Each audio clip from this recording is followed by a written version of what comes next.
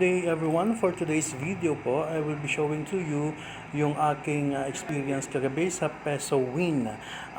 Medyo swinerte po tayo kagabi. As a matter of fact, ito po ang ating cash in kahapon in the amount of 860 pesos. Ipapakita ko po sa inyo, i-share ko lang po ang aking screenshots. Mayroon po akong 167 screenshots kagabi, pero I'll be showing you the highlights. Ito po, nag-895 po, naka 12 hits po tayo at 3 pesos. Okay? Yung pangalawa, naka 10 hits po tayo at 1,112 pesos. 24 pesos po ang bet natin dyan.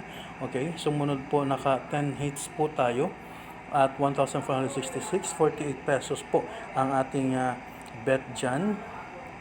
2,310 ang sumunod at 12 hits. Ayan. At saka tumaas na po sa 5,800 yung pera natin sa 12 hits po at 8 pesos. Yung sumunod naman, 6,778, 12 hits at 8 pesos. Naka-withdraw po tayo in the amount of 6,869.